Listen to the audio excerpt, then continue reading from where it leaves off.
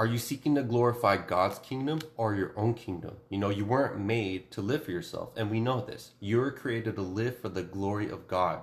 Stop wasting your time chasing these temporary things each day, for that quick hit of happiness that never lasts. Instead, surrender to the eternal King above and trust Him to guide you every day.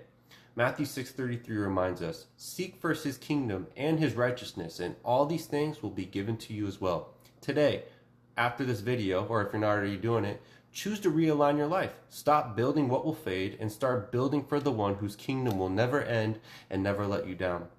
Every decision you make, how you spend your time, your money, your energy, shows whose kingdom you're really trying to build. And if we're honest, it's really easy, especially in today, to get caught up in chasing only our own goals while pushing God's purposes to the side, unless we become desperate and we, need Him for help. We're like, okay, now I'll seek His kingdom because mine isn't working.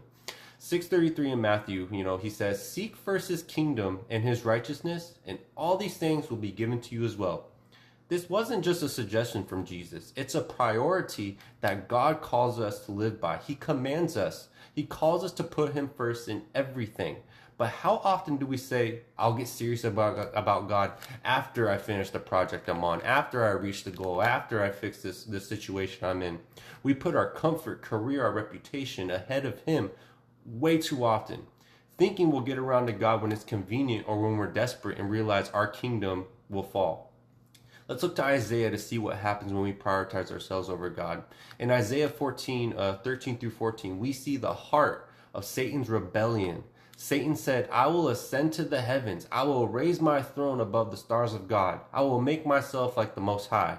Satan himself wanted to build his own kingdom, to make his own name great. That same attitude is what sneaks into our lives when we chase success, recognition, control, instead of surrendering ourselves to God and His purposes and His will. Because where did that selfish path lead Satan? Is His kingdom peaceful, good, happy? No.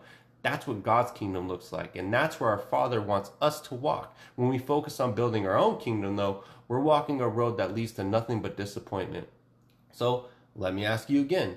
Whose kingdom are you building? Are you using your time, your talents, your energy to serve God? Or are you caught up in building something that only serves you? It's not easy to admit when we've been, putting ourselves first, but avoiding the question altogether doesn't change the reality. We stay where we are.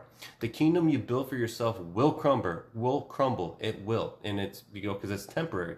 But God's kingdom is eternal. And only what you invest in Him will forever last. So how do we focus on, building God's kingdom instead of our own? Start by something easy, start by inviting Him into your decisions. Before you say yes to something, ask, is this serving God's purpose? Or is this just about me and my feelings? He definitely wants you to grow and achieve, but not everything could be setting you in the direction of our Heavenly Father and His purposes. So, like I said, make it easy and start small. Spend consistent time in prayer each day. Serve your partner, serve in your church or your community. Use your God-given gifts to glorify Him and His purposes, not yourself. Living for God's kingdom isn't always easy, but yes, it is always worth it.